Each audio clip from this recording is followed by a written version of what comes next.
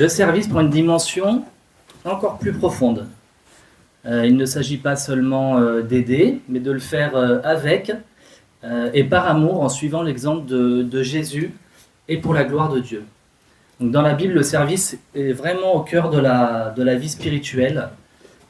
Jésus lui-même en donne une définition, la définition la plus forte en déclarant, donc ce verset de Marc 10, 45, « Le Fils de l'homme est venu, non pour être servi, mais pour servir et donner sa vie comme la rançon de plusieurs. » Donc ce verset montre que le véritable service, c'est un acte volontaire de sacrifice et d'amour, et pouvant même aller pour Jésus jusqu'à la mort. Donc le service dans l'Église c'est pas une option en fait, mais c'est vraiment une vocation pour chaque croyant. D'ailleurs, l'apôtre Paul rappelle dans Galates, servez-vous les uns et les autres par amour. Donc cela souligne que le service est une expression concrète de l'amour chrétien vécu au quotidien dans la communauté. Enfin, le service est aussi une manière d'honorer Dieu. Dans Colossiens 3, au verset 23, il est écrit « Tout ce que vous faites, faites-le de bon cœur, comme pour le Seigneur et non pour les hommes. » Ainsi, servir dans l'Église, c'est avant tout servir Dieu lui-même à travers les autres. En résumé, donc le service chrétien, c'est un engagement humble, motivé par l'amour, inspiré par l'exemple du Christ et orienté vers la gloire de Dieu et le bien des autres. Avec les points suivants.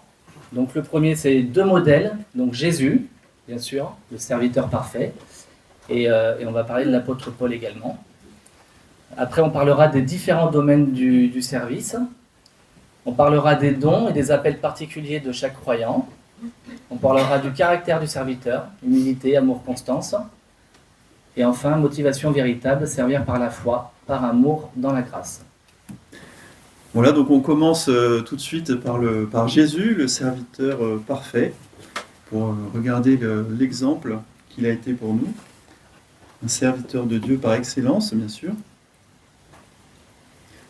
Alors Jésus, il renverse notre logique humaine, parce qu'il vient, lui qui est Dieu, comme serviteur, alors que nous cherchons souvent à être reconnus, honorés, élevés. Jésus, lui, il choisit le chemin du service. Et donc regardons à Jésus comme le serviteur parfait. Il dit lui-même, en parlant de lui, « Le Fils de l'homme est venu, non pour être servi, mais pour servir et donner sa vie comme la rançon de plusieurs. » C'est Marc 10, 45. Alors si on regarde déjà dans l'Ancien Testament, on voit que Dieu a appelé mon serviteur plusieurs hommes dans l'Ancien Testament, comme Moïse ou David, il y en a d'autres. Et il avait établi le peuple d'Israël dans son ensemble comme son serviteur. Mais ce n'est que le Seigneur Jésus qui sera le serviteur parfait. Il est annoncé donc dès l'Ancien Testament dans de nombreuses prophéties, notamment dans Ésaïe, dans ce qu'on appelle les chants du serviteur, avec par exemple ce verset d'Ésaïe, « Voici mon serviteur, celui que je soutiendrai, celui que j'ai choisi et qui a toute mon approbation. » Alors on voit cet exemple de Jésus qui est un serviteur humble. Jésus, fils de Dieu, venu sur la terre comme un serviteur humble. Dans Philippiens, on lit « Lui qui était de condition divine, s'est dépouillé lui-même en prenant une forme de serviteur. » Jésus n'a pas cherché à s'élever, mais il s'est abaissé. Matthieu chapitre 11, « Je suis doux et humble de cœur, dit Jésus. » Dans Jean 13, dans l'épisode où Jésus lave les pieds de 6 disciples, on voit que c'était une tâche qui était réservée aux serviteurs les plus modestes. Et pourtant, Jésus, lui, le maître, s'agenouille. Il montre alors que servir, ce n'est pas être faible, mais c'est être fort dans l'amour. La vraie grandeur ne se mesure pas à la position, mais à la capacité de s'abaisser pour les autres. Voilà, il renverse la pensée humaine jusque-là établie. Et il nous dit, Si donc je vous ai lavé les pieds, moi, le Seigneur et le Maître, vous devez aussi vous laver les pieds les uns aux autres. Voilà l'exemple qu'il nous donne. Et Jésus, il a servi avec compassion. Matthieu 14, il fut ému de compassion pour eux et il guérit leurs malades. Aussi dans Matthieu 20, ému de compassion, Jésus toucha leurs yeux pour des aveugles. Et encore dans Luc chapitre 4, 18, en citant Ésaïe, il m'a envoyé pour guérir ceux qui ont le cœur brisé. Jésus voyait les besoins, mais surtout il était touché dans son cœur. Et on l'a rappelé ce matin, il était le serviteur qui est allé jusqu'au sacrifice. C'était prévu dans Ésaïe 53. Il était blessé pour nos péchés, et c'est par ses meurtrissures que nous sommes guéris. Dans Jean chapitre 15, il n'y a pas de plus grand amour que de donner sa vie pour ses amis. Et Philippiens chapitre 2, verset 8, il s'est humilié lui-même, se rendant obéissant jusqu'à la mort, même jusqu'à la mort de la croix. Son service est allé jusqu'au don total.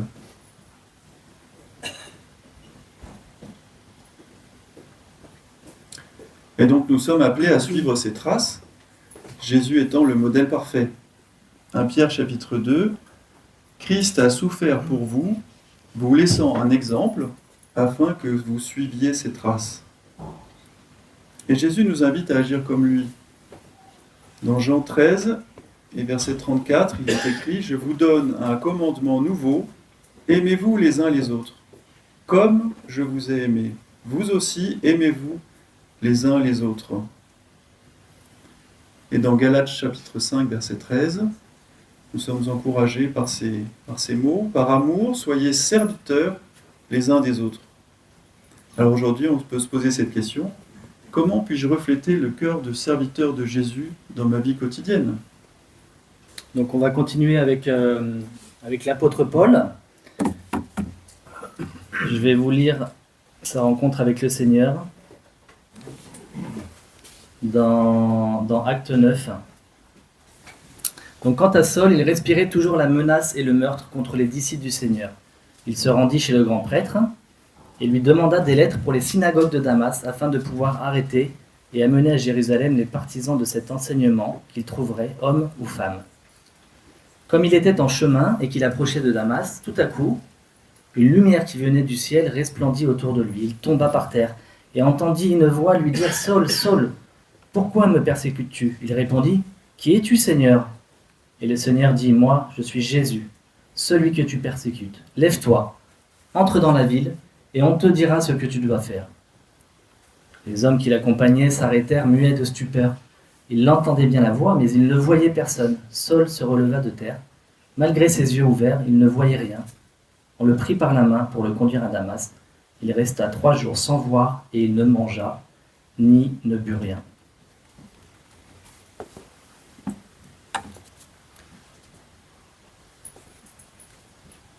Donc, quand on regarde la vie de Paul, donc on voit que le service commence par une rencontre personnelle avec Dieu. Donc sur le chemin de Damas, alors qu'il persécute les chrétiens, Paul fait une rencontre vraiment bouleversante avec Jésus. Et à ce moment-là, toute sa vie change. Lui qui combattait l'Église, il devient serviteur de Christ. Donc lui, on peut dire que son service naît donc d'un appel clair et d'une vie transformée. Donc après cette rencontre, Paul recherche une relation profonde avec Christ. Effectivement, après sa conversion, il ne se lance pas immédiatement dans l'action. Il passe du temps à part, et notamment en Arabie, pour construire sa relation avec Dieu. Et après, c'est ce qui lui permet de dire, dans Galates 2, verset 20, « Ce n'est plus moi qui vis, c'est Christ qui vit en moi. » Donc son service n'est pas seulement une activité, mais c'est le fruit d'une véritable vie intérieure avec Dieu. Donc Paul, il vit aussi un service marqué par une humilité totale. Ce qui peut paraître assez frappant, car cela semble être en contradiction avec sa personnalité première. Et voilà, dans ses lettres, il se présente comme, donc dans Romains 1, verset 1, comme serviteur de Jésus-Christ. Et puis il se présente aussi comme un avorton, dans 1 Corinthiens, le moindre des apôtres. Il se présente même comme indigne de porter ce titre. Il se présente comme le premier des pécheurs.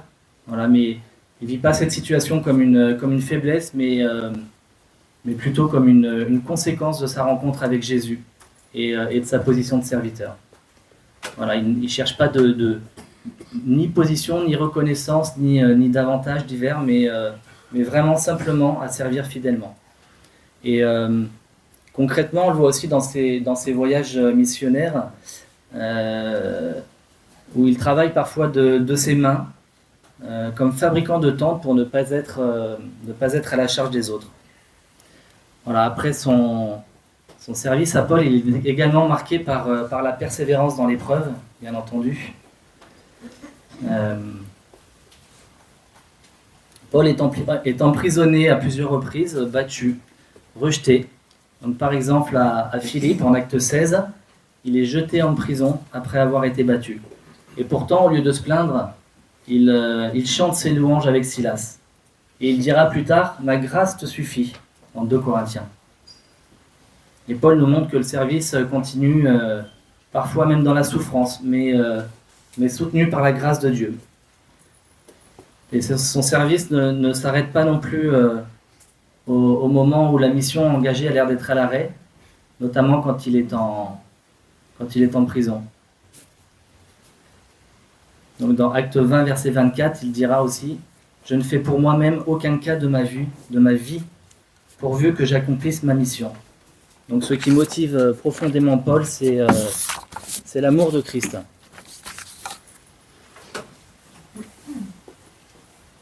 On le voit aussi lorsqu'il est entreprend de longs voyages missionnaires, risquant sa vie pour annoncer l'évangile. Et pourquoi il le fait? Dans 2 Corinthiens 5, il dit « L'amour de Christ nous presse ». Donc ce n'est pas une obligation, mais c'est vraiment une force intérieure qui le pousse à agir.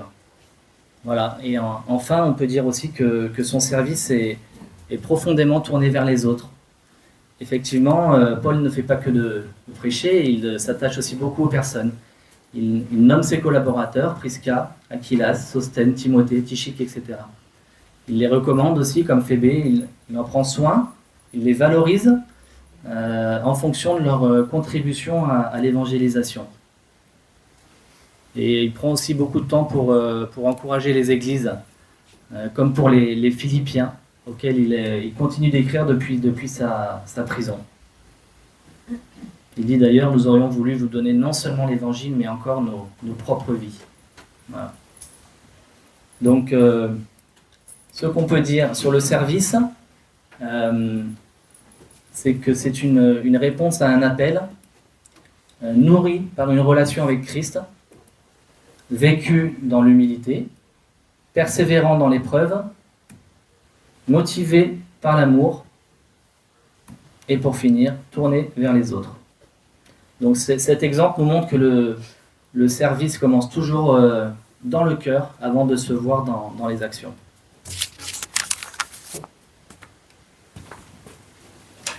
Voilà, donc après les exemples, on vous propose de regarder les différents domaines du service. Donc au service, on va être serviteur de Dieu. Et il y avait donc, si on lit Matthieu chapitre 4 verset 10, tu adoreras le Seigneur et tu le serviras lui seul.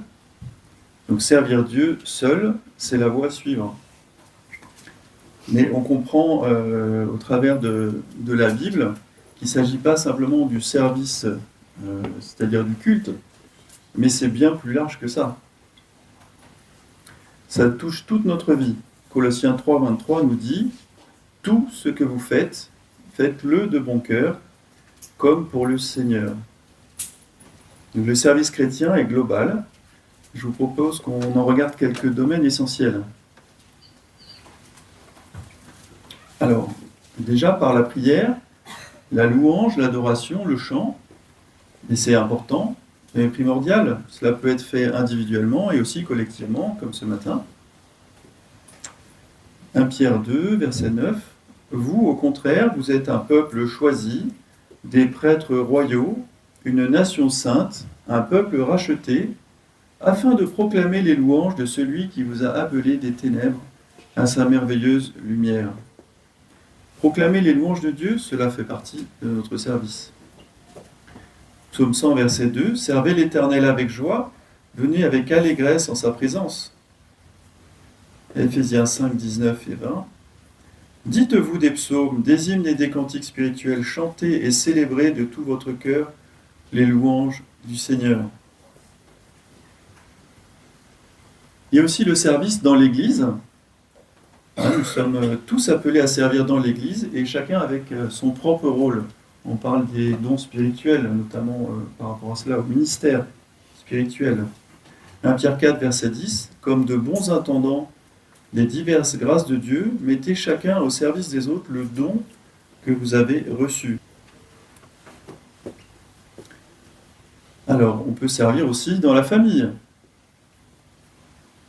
Le service se prolonge au-delà de notre culte personnel, au-delà de l'Église, dans la famille. Colossiens 3, verset 20, pour les enfants.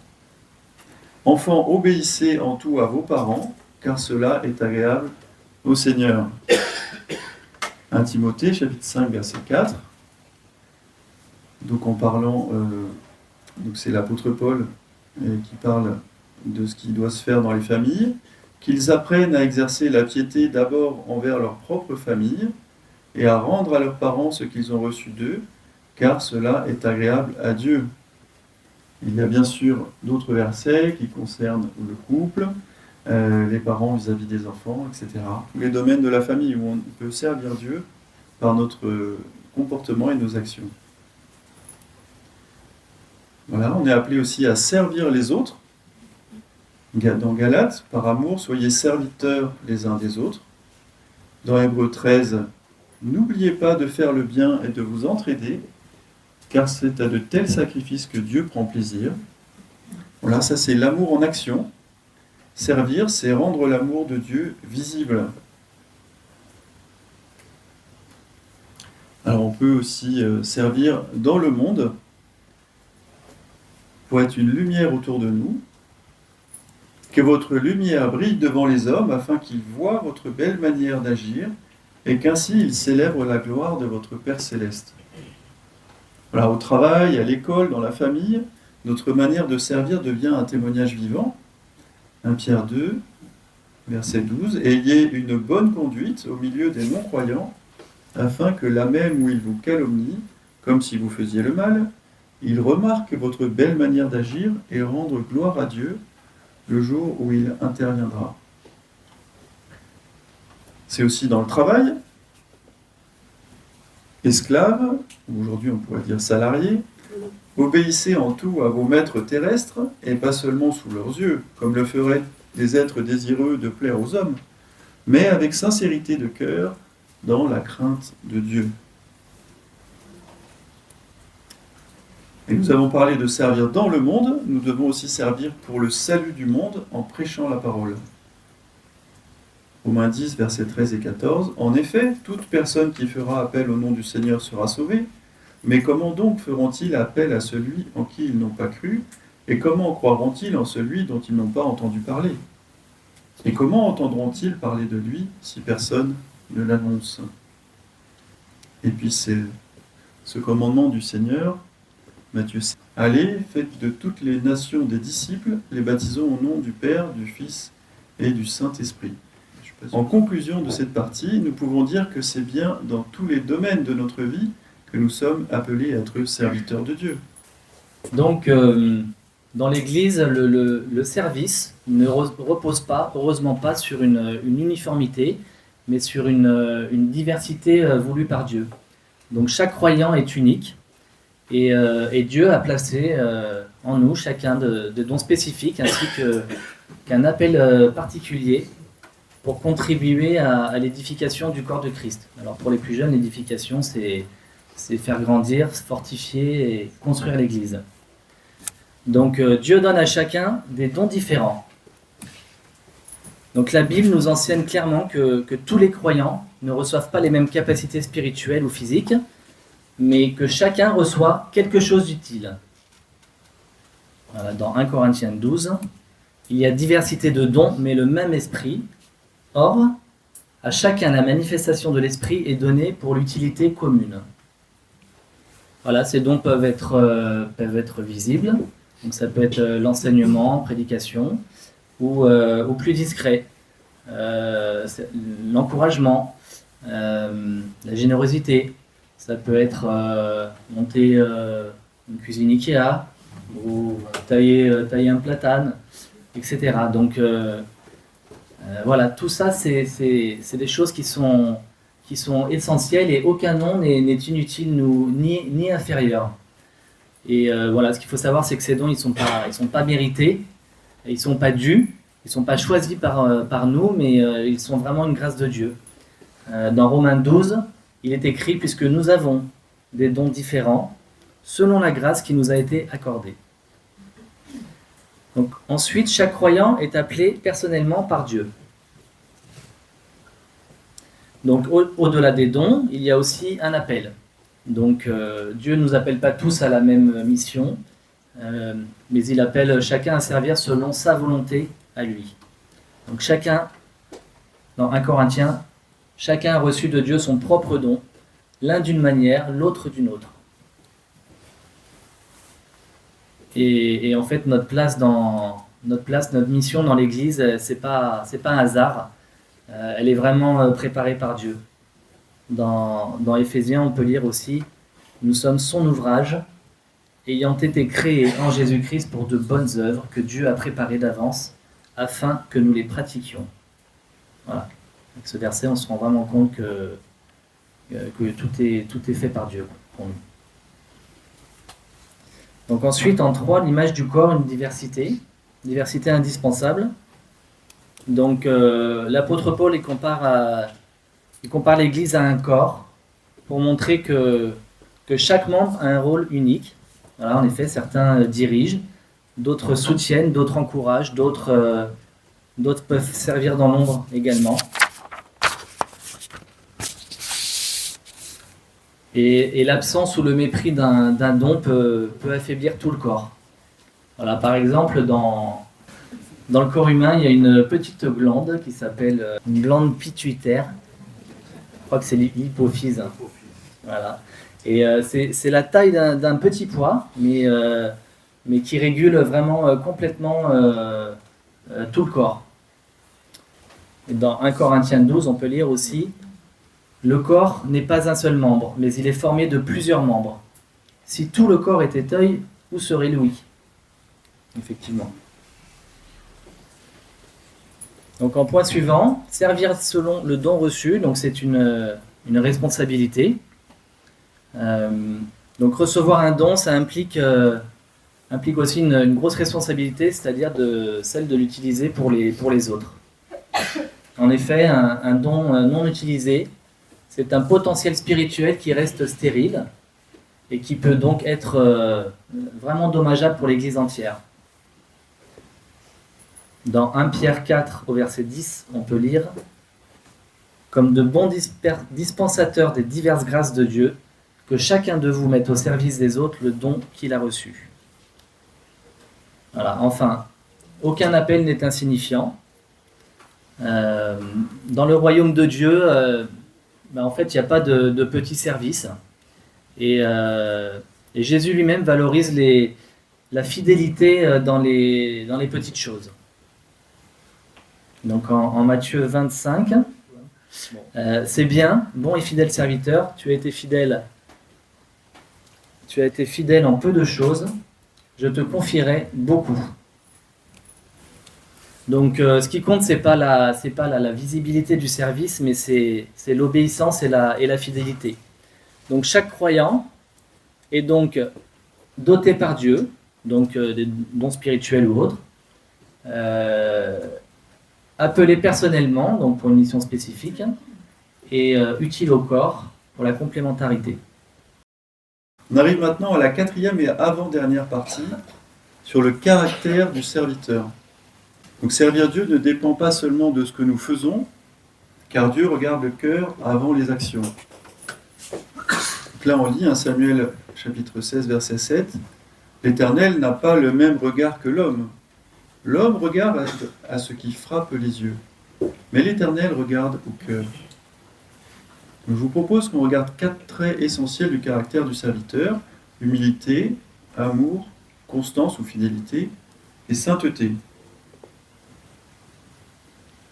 Alors l'humilité, c'est vrai qu'on en a déjà parlé, mais parce que c'est vraiment central. Donc le caractère du serviteur passe par l'humilité. Un vrai serviteur ne cherche donc pas sa propre gloire. Philippiens chapitre 2 verset 3. Ne faites rien par esprit de rivalité ou par désir d'une gloire sans valeur, mais avec humilité, considérez les autres comme supérieurs à vous-même. Et dans Éphésiens 5, 21, soumettez-vous les uns aux autres dans la crainte de Christ. Et Jésus lui-même nous montre l'exemple, on l'a déjà dit, lorsqu'il dit « Je suis doux et humble de cœur ». Alors l'humilité, c'est pas de se rabaisser, mais c'est de choisir de se mettre à la place du serviteur. Et l'humilité, c'est ce qui nous rend disponibles pour être utilisés par Dieu. On peut dire l'ambition personnelle, c'est l'opposé de l'humilité qui est requise pour le service de Dieu. Mais il ne faut pas confondre humilité avec résignation ou immobilisme. Si on lit par exemple dans Colossiens 1, verset 10, il nous est dit « C'est Dieu qui produit en vous le vouloir et le faire pour son projet bienveillant. » Donc c'est l'appel de Dieu pour quelque chose. Donc si Dieu nous met à cœur un service, accomplissons-le sans avoir peur, avec humilité mais détermination. Ce n'est pas incompatible. On voit dans Philippiens 4, verset 13, Paul qui dit « Je peux tout par celui qui me fortifie. » Voilà. Alors un autre caractère du serviteur, c'est l'amour, bien sûr. Et sans amour, le service y perd toute sa valeur. Si je distribue tous mes biens aux pauvres, mais que je n'ai pas l'amour, cela ne me sert à rien. Ou encore, soyez par amour serviteurs les uns des autres, par amour. L'amour, c'est la motivation du vrai service. Ce n'est pas une obligation, c'est un cœur transformé. Et on voit que c'est un témoignage, puisqu'il nous est dit en Jean 13, 35, le Seigneur nous dit « C'est à cela que tous reconnaîtront que vous êtes mes disciples, si vous avez de l'amour les uns pour les autres. »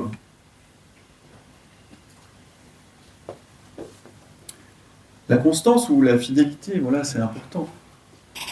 Un serviteur fidèle doit l'être en tout. On l'a déjà dit, celui qui est fidèle dans les petites choses l'est aussi dans les grandes. Celui qui est malhonnête dans les petites choses l'est aussi dans les grandes. Et il y a cette constance. Dans Galates 6, verset 9, il est écrit « Ne nous lassons pas de faire le bien ». Voilà, il faut cette persévérance. 1 Corinthiens 15, 58, « Soyez fermes, inébranlables, travaillez de mieux en mieux à l'œuvre du Seigneur. » Servir dans la durée, même si parfois il n'y a pas de reconnaissance, c'est là que le caractère se forme. La sainteté. Voilà, le service ne se limite pas aux actions visibles, il concerne aussi notre manière de vivre, notre être intérieur, et aussi qui est manifesté par notre vie pratique. Philippiens 1, 27, « Conduisez-vous d'une manière digne de l'évangile du Christ. » Colossiens 1, verset 10, « Marchez d'une manière digne du Seigneur afin de lui plaire à tous égards, portant du fruit en toute bonne œuvre. » Un serviteur crédible est un serviteur cohérent, et sa vie confirme son message. Voilà, tous ces caractères, donc, humilité, amour, constance, sainteté, il y en aurait d'autres aussi. Tous ces caractères qui sont les nôtres, et qui ne les deviennent en fait que par l'action de l'Esprit en nous, les fruits de l'Esprit, qui vont changer aussi notre être intérieur et nous permettre de devenir ces serviteurs qui auront ces caractéristiques. Si on compte sur nos propres forces, ça ne fonctionnera pas. Et puis j'ai rajouté une petite diapo suite à une conversation hier soir, la joie. Parce qu'il nous a dit, psaume 100, verset 2, « Servez l'Éternel avec joie ». Voilà, le service qui apporte la joie. Mais je pense que c'est un thème qui mériterait d'être approfondi. Voilà, donc ça c'est la dernière partie de la présentation. Donc la motivation véritable, donc servir par foi, par amour, dans la grâce. Donc le service, c'est pas simplement une activité, c'est une révélation, une transformation du cœur, on l'a déjà dit. Et Dieu ne regarde pas seulement ce que nous faisons, mais réellement pourquoi nous le faisons. Et donc ça c'est un verset que Sylvain a déjà cité, dans le premier livre de Samuel, il est écrit « L'homme regarde à ce qui frappe les yeux, mais l'Éternel regarde au cœur ». Ainsi, la question c'est pas « que fais-tu ?», mais plutôt « quelle est ta motivation devant Dieu ?» Donc servir par la foi, donc une obéissance qui dépasse le visible. Servir par la foi, c'est entrer dans une dimension où on agit selon ce que Dieu dit et non selon ce que l'on ressent, voit ou même ce que nous voudrions personnellement. Dans la deuxième épître aux Corinthiens, il y a un verset au chapitre 5, « Car nous marchons par la foi et non par la vue ». Donc spirituellement, cela signifie qu'il nous faut continuer à servir même dans le silence de Dieu, ça peut arriver, persévérer, même sans fruit immédiat, et bien entendu rester fidèle, même si parfois on peut être dans l'incompréhension. Dans l'Épître aux Galates, au chapitre 6, il est dit « Ne nous lassons pas de faire le bien, car nous moissonnerons au temps convenable si nous ne nous relâchons pas. » Voilà, donc la foi nous connecte à l'invisible, on s'aime sans voir, mais Dieu, voilà, ce qu'on peut être sûr, c'est que Dieu, il agit en profondeur et selon son temps. Voilà, dans Hébreux 11, on a ce verset aussi qui nous dit « La foi est une ferme assurance des choses qu'on espère ». Donc servir par la foi, c'est dire au Seigneur, Seigneur, même si je vois rien, bah, je crois que tu agis. Donc ensuite, servir par amour, donc voilà, ça c'était les versets. Servir par amour, le langage du cœur de Dieu. Donc, bah, évidemment, l'amour, Sylvain l'a rappelé, c'est la motivation la plus pure, parce qu'elle nous vient directement de Dieu. Donc, quand on sert par amour,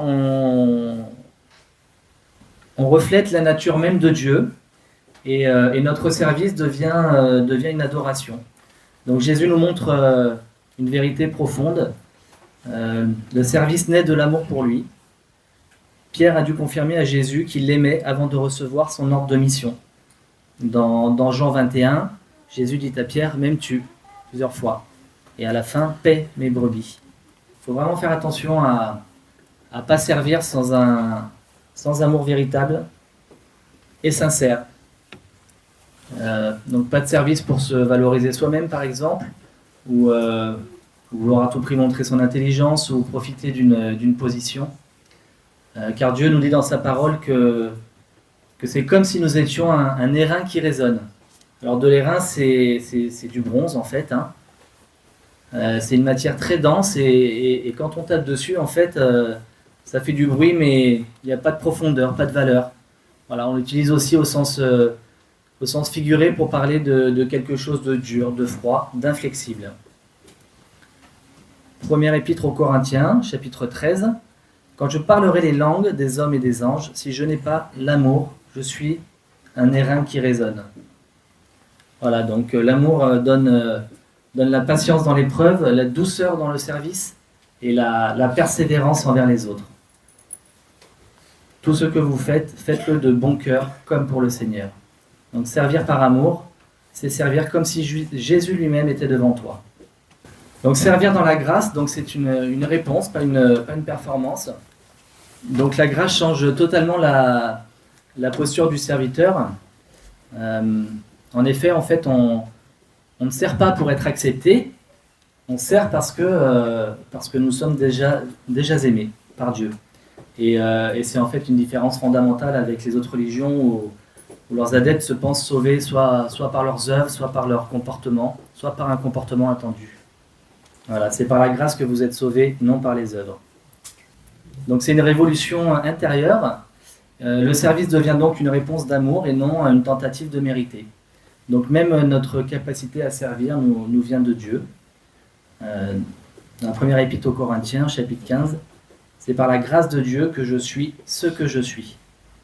Et dans Hébreux 12, servons Dieu d'une manière qui lui soit agréable, avec piété et avec crainte.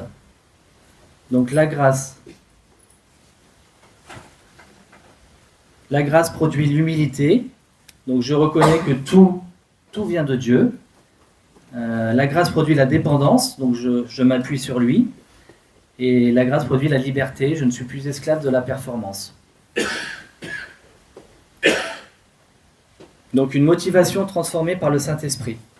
Donc ces trois dimensions qu'on a rappelées plus haut, donc l'humilité, dépendance, liberté, ne sont pas humaines, elles sont spirituelles. Dans l'Épître aux Galates, chapitre 5, au verset 22, le fruit de l'esprit, c'est l'amour. Donc ce n'est donc pas nous qui produisons cela tout seuls, c'est le Saint-Esprit qui aligne nos cœurs, qui purifie nos intentions et bien entendu qui rend notre service vivant. Donc en conclusion sur cette partie, en fait Dieu cherche, le vrai service ne commence pas par les mains, il commence par le cœur.